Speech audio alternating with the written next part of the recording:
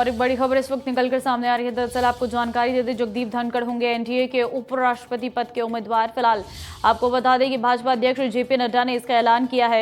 NDA ने धनखड़ को बनाया है उपराष्ट्रपति पद का उम्मीदवार। राजस्थान के झुंझुनू जिले के निवासी हैं धनखड़। उपराष्ट्रपति चुनाव के लिए 6 अगस्त को वोटिंग होगी। अभी बंगाल के राज्यपाल हैं, आपको बता दें, धनखड़। और फिलहाल ये बड़ी खबर है क्योंकि राजस्थान से एक बार फिर से एनडीए के उपराष्ट्रपति पद के उम्मीदवार जगदीप धनखड़ को बनाया गया है। अगर हम देखें तो लोकसभा में भी स्पीकर ओम बिरला राजस्थान से ही आते हैं और उपराष्ट्रपति के उम्मीदवार जगदीप धनखड़ राज्यसभा के सभापति भी होते हैं। तो ऐसे में दोनों ही सदनों में अब राजस्थान की झलक देखने को मिलेगी। फिलहाल आपको बता दें, जगदीप धनखड़ एनडीए के राष्ट्रपति पद के उम्मीदवार होंगे, ये साफ हो चुका है। भाजपा अध्यक्ष जेपी नड्डा ने इसका ऐलान किया है। राजस्थान के झुंझुनू जिले के निवासी हैं धनखड़।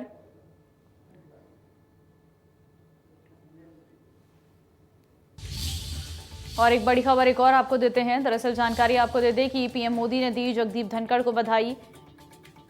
तो प्रधानमंत्री नरेंद्र मोदी की ओर से जगदीप धनखड़ को बधाई दी गई है। मुझे खुशी है, धनखड़ उपराष्ट्रपति पद के उम्मीदवार बने हैं।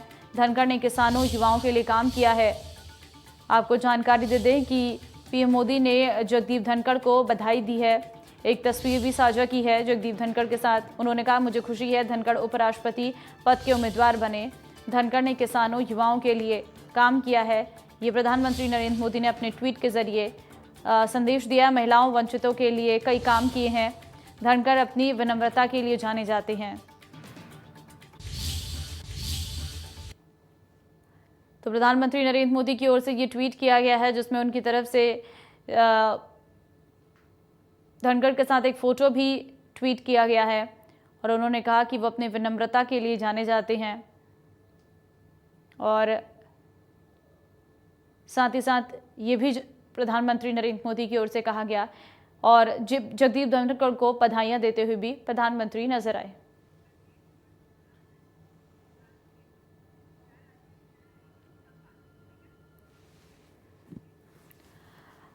अजीत इस वक्त राजनीतिक संपादक इस वक्त हमारे साथ जुड़ गए हैं।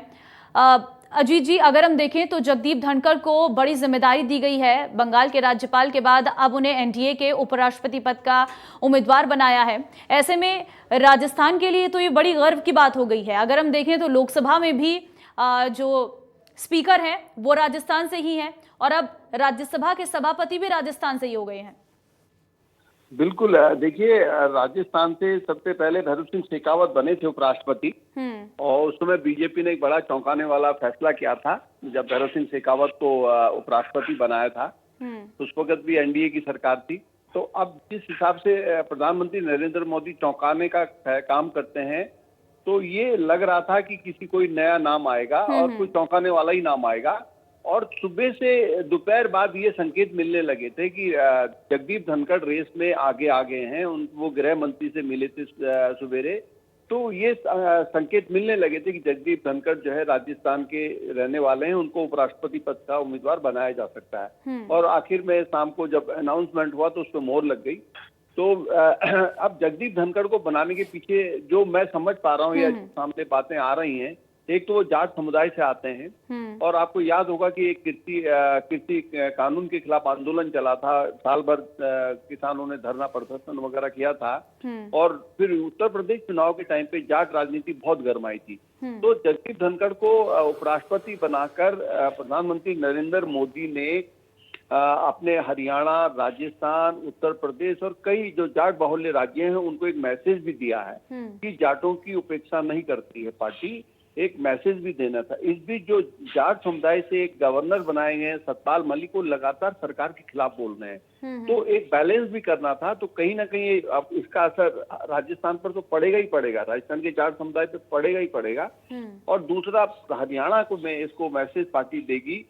और इसी तरीके से पश्चिम उत्तर प्रदेश में जो जाट राजनीति जहां सबसे ज्यादा होती है, वहां भी एक बड़ा संदेश इसका जाएगा और इसका लाभ निश्चित तौर पर पार्टी को चुनाव में मिलेगा। और भले ही इसका एक संवैधानिक पद है, कोई चुनाव प्रचार में इसको बोल नहीं सकते आप, लेकिन मैसेज देने वाली बात है। जैसे इन्होंने द्रौपदी मुर्मू को बनाकर पूरे विपक्ष में सेंध लगा दी, विपक्ष के में एक फूट पड़ गई है।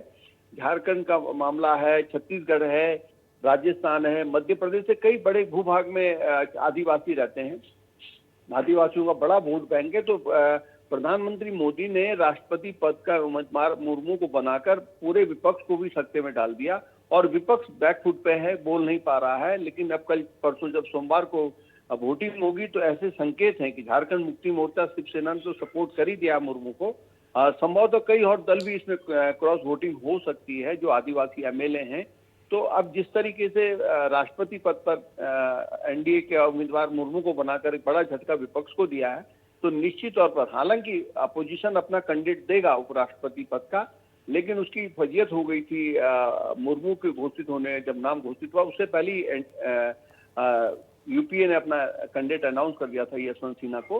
तो इस वाले उपराष्ट्रपति वाले मामले में यूपीए ने सोच समझकर फैसला करने का फैसला किया कि पहले एनडीए किसको उम्मीदवार बनाते हैं। तो जगदीप धनखड़ एक बड़ा नाम है, लेकिन इसमें जैसे बंगाल की राजनीति में जगदीप धनखड़ बहुत सक्रिय रहे, जब वो गवर्नर थे तो उनका बराबर टकराव था ममता बनर्जी से। तो इस अब बीजेपी के खिलाफ, मतलब कांग्रेस विपक्ष को साथ लेके कल शायद मीटिंग करेगी और वो भी अपना कैंडिडेट उतारेगी। तो अब देखना है कि अपोजिशन किसको अपना उम्मीदवार बनाता है। लेकिन फिलहाल जीत तय है जगदीप धनखड़ की, क्योंकि जो इसमें जो वोटिंग होती है लोकसभा राज्यसभा के सांसद करते हैं इसमें वोटिंग, केवल उपराष्ट्रपति के चुनाव में।